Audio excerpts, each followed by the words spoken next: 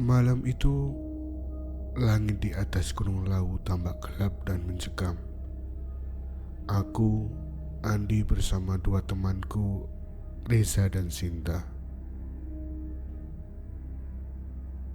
Malam itu mulai melakukan pendakian dengan penuh semangat. Kami bertiga adalah pendaki yang berpengalaman, yang telah menaklukkan berbagai gunung di Indonesia. Namun, tak satu pun dari kami yang tahu bahwa perjalanan kali ini akan menjadi pengalaman yang paling mengerikan dalam hidup kami. Pendakian dimulai dengan lancar. Kami melewati pos demi pos dengan mudah. Namun, ketika mencapai pos 5, keanehan mulai terasa. Kabut tebal tiba-tiba menyelimuti area sekitar, membuat jarak pandang kami terbatas hanya beberapa meter saja. "Guys, apa kalian mendengar sesuatu?" tanya Sinta tiba-tiba. Aku dan Reza menajamkan pendengaran. Samar-samar terdengar suara-suara orang berbicara dan keramaian. Seolah-olah ada pasar di dekat kami. "Mungkin ada pendaki lain di sekitar sini," jawabku. Berusaha terdengar tenang meski perasaanku mulai tidak enak.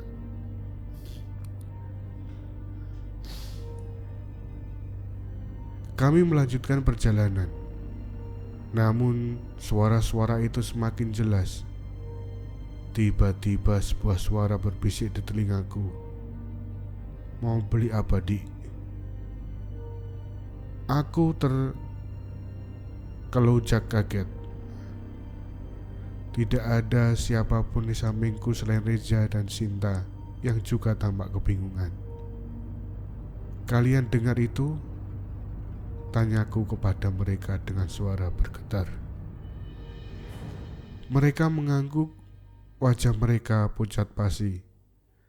Kami sadar bahwa kami telah memasuki wilayah yang dikenal sebagai Pasar Setan Gunung Lawu. Panik mulai menguasai kami. Kami mencoba untuk kembali ke jalur semula.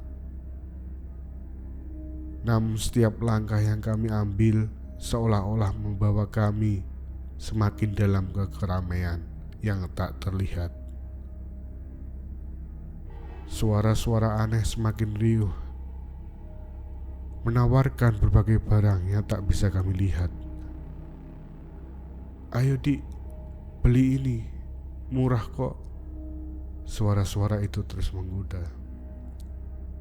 Kami berlari berusaha keluar dari situasi yang mengerikan ini. Namun, setiap kali kami pikir telah menemukan jalan keluar, kami selalu kembali ke tempat yang sama. Kabut tebal seolah menjadi dinding yang mengurung kami di pasar setan ini. Hari demi hari berlalu. Kami kehilangan orientasi kami. Makanan dan minuman kami habis. Kami terpaksa memakan apapun yang bisa kami temukan di sekitar. Daun-daunan, akar pohon, bahkan serangga. Air kami dapatkan dari embun pagi yang menempel di dedaunan. Setiap malam, suara-suara di pasar setan semakin menggila. Terkadang kami melihat bayangan-bayangan berkelebat di dalam kabut. Sosok-sosok tanpa wajah yang seolah bergerak mengawasi kami.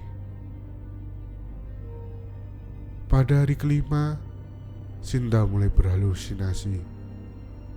Ia sering berbicara sendiri dan tertawa tanpa sebab. Kami khawatir kewarasannya mulai terganggu. "Lihat, mereka menawarkan makanan lezat," seru Sinta suatu hari, menunjuk ke arah kekosongan. Aku dan Reza menahannya agar tidak berlari ke arah pedagang yang hanya ada dalam imajinasinya. Hari-hari berikutnya semakin berat. Tubuh kami melemah karena kekurangan nutrisi. Reza mulai demam tinggi. Tubuhnya menggigil hebat setiap malam. Aku berusaha menjaga mereka berdua, namun aku sendiri mulai merasa putus asa.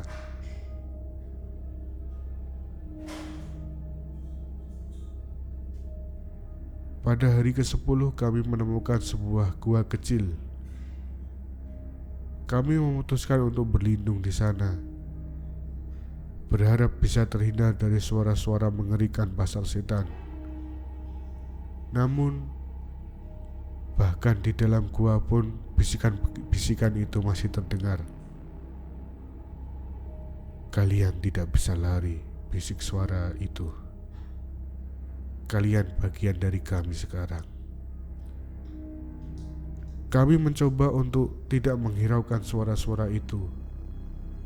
Namun, semakin kami abaikan, semakin keras mereka berbisik. Tidur menjadi hal yang mustahil. Setiap kami memejamkan mata, mimpi buruk akan menyerang. Hari ke-12 kondisi Reza semakin memburuk. Demamnya tak kunjung turun dan ia mulai mengigau. Dalam igaunya ia sering menyebut nama-nama yang tidak kami kenal. Sedangkan Sinta yang kondisi mentalnya juga semakin memburuk mulai percaya bahwa Reza sedang berkomunikasi dengan penghuni pasar setan. "Mereka ingin kita bergabung dengan mereka," kata Sinta dengan tatapan kosong. "Mungkin sebaiknya kita menyerah saja." Aku berusaha keras untuk tetap waras dan mencari jalan keluar. Aku yakin pasti ada cara untuk keluar dari situasi yang mengerikan ini. Namun, setiap usahaku seolah sia-sia. Kami tetap terjebak dalam lingkaran pasar setan yang tak berujung. Hari ke-14, sebuah keajaiban terjadi. Di tengah kabut tebal, aku melihat sebuah cahaya yang redup. Awalnya aku mengira itu hanya halusinasi. Namun, cahaya itu semakin jelas. Dengan sisa-sisa tenaga, aku memapah Reza dan menurunkan Sinta menuju cahaya itu. Semakin kami mendekati cahaya itu, suara-suara pasar setan semakin memudar. Kami berjalan tertatih-tatih melawan rasa lelah yang luar biasa. Akhirnya, kami berhasil mencapai sumber cahaya itu. Ternyata itu adalah obor yang dipegang oleh tim SAR yang sedang mencari kami. Mereka terkejut melihat kondisi kami yang memprihatinkan. Tanpa basa-basi, mereka segera membawa kami turun gunung untuk mendapatkan pertolongan medis. Dalam perjalanan turun, salah satu tim SAR menjelaskan bahwa kami telah hilang selama 15 hari. Seluruh area gunung telah disisir untuk mencari kami. Mereka hampir menyerah.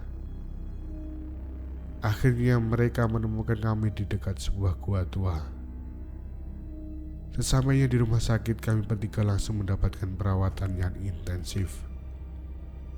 Karena kami dehidrasi berat, kekurangan gizi, dan mengalami trauma psikologis. Butuh waktu berminggu-minggu bagi kami untuk pulih secara fisik. Namun, luka psikologis yang kami alami membutuhkan waktu jauh lebih lama untuk sembuh. Hingga kini kami masih sering terbangun di tengah malam, bermandikan keringat dingin setelah mimpi buruk tentang pasar setan. Suara-suara itu masih sering terngiang di telinga kami. Kami tidak pernah bisa menjelaskan dengan pasti apa yang terjadi selama 15 hari itu. Apakah kami semua hanya berhalusinasi akibat kelelahan dan kelaparan? atau memang ada kekuatan supernatural yang menjebak kami. Yang pasti, pengalaman itu merubah hidup kami selamanya. Kami tidak pernah lagi mendaki gunung. Bahkan melihat foto Gunung Lawu pun sudah cukup membuat kami gemetar ketakutan. Cerita kami menjadi peringatan bagi pendaki lain. Gunung Lawu memang indah, namun ia menyimpan misteri yang tak terselami. Dan pasar setan mungkin ia hanyalah mitos atau mungkin benar-benar ada, menunggu korban berikutnya yang cukup sial untuk tersesat di dalamnya. Sampai saat ini kami masih sering berkumpul bertiga, aku, Reza, dan Sinta. Kami berbagi cerita tentang mimpi-mimpi buruk yang sering kami menghantui, atau tentang suara-suara yang terdengar masih sangat familiar di tengah malam. Kami saling menguatkan mencoba untuk melanjutkan hidup normal meski bayangan pasar setan selalu mengikuti. Reza yang kondisinya paling parah saat ditemukan masih harus menjalani terapi rutin. Demam tinggi yang ia alami selama di pasar setan meninggalkan efek jangka panjang pada sistem sarafnya. Terkadang di saat-saat tertentu ia masih sering mengigau, menyebut nama-nama asing seperti yang ia katakan dulu di gua. Sedangkan Sinta, meski sudah tidak berhalusinasi lagi, menjadi sangat sensitif terhadap suara-suara. Ia tidak bisa tidur tanpa penyumbat telinga, takut akan mendengar bisikan-bisikan dari pasar setan lagi. Ia juga berusaha menolak untuk pergi ke pasar sungguhan. Trauma dengan keramaiannya mengingatkannya pada pengalaman mengerikan itu. Aku sendiri, meski berusaha untuk tetap tegar, masih sering termenung memikirkan kejadian itu. Aku mencari penjelasan logis, membaca berbagai literatur tentang fenomena supernatural di Gunung Lawu. Namun, semakin aku menggali, semakin banyak pertanyaan yang muncul. Suatu hari kami bertiga memutuskan untuk berkonsultasi dengan seorang ahli paranormal. Ia menjelaskan bahwa pasar setan bukanlah sekedar mitos, melainkan sebuah dimensi lain yang terkadang bersinanggungan dengan dunia kita. Menurut sang paranormal, kami beruntung bisa keluar dari sana. Banyak yang tersesat selamanya menjadi bagian dari pasar setan itu sendiri. Penjelasan itu alih-alih menenangkan, justru membuat kami semakin gelisah. Apakah itu berarti suatu saat pasar setan bisa memanggil kami kembali? Apakah kami benar-benar sudah bebas atau hanya diberi kesempatan sementara untuk kembali ke dunia nyata? Pertanyaan-pertanyaan itu terus menghantui kami. Setiap kali mendengar suara keramaian atau melihat kabut tebal, jantung kami berdebar kencang. Kami selalu waspada, takut tiba-tiba terseret kembali ke pasar setan yang mengerikan itu. Namun, di tengah ketakutan itu, kami juga menemukan kekuatan. Pengalaman bersama di pasar setan telah mengikat kami dengan ikatan yang sulit dijelaskan. Kami saling mengerti satu sama lain dengan cara yang tidak bisa dipahami orang lain. Kami menjadi keluarga, saling menjaga dan menguatkan. Perlahan tapi pasti kami mencoba untuk move on. Kami mulai membuka diri untuk berbagi cerita kami kepada orang lain, berharap bisa memperingatkan bagi para pendaki tentang bahaya yang mungkin mereka hadapi. Kami juga mulai terlibat dalam komunitas trauma, berbagai pengalaman strategis untuk mengatasi trauma tersebut. Meski masih dihantui ketakutan, kami belajar untuk menghadapinya. Kami mulai melihat pengalaman kami sebagai sebuah kesempatan kedua. Kami selamat dari pasar setan dan itu berarti kami memiliki tujuan dalam hidup ini. Kini 5 tahun setelah kejadian itu, kami masih sering berkumpul untuk memperingati anniversary kami. Bukan untuk larut dalam ketakutan, tapi untuk merayakan kekuatan dan persahabatan kami yang telah melewati ujian terberat. Gunung Lawu dan pasar setannya mungkin akan selalu menjadi bagian dari hidup kami. Namun, kami tidak lagi membiarkan ketakutan itu menguasai kami. Kami telah melihat sisi lain dari dunia ini dan berhasil kembali. Dan itu membuat kami lebih kuat dari sebelumnya. Bagi siapapun yang membaca cerita ini, ingatlah, ada misteri di dunia ini yang lebih baik tetap menjadi misteri. Hormatilah alam dan segala misterinya. Dan jika suatu hari mendengar suara-suara aneh saat mendaki Gunung Lawu, jangan ragu untuk berbalik dan turun. Karena pasar setan mungkin sedang menunggumu. Siap menjebakmu dalam labirin ketakutannya yang tak berujung.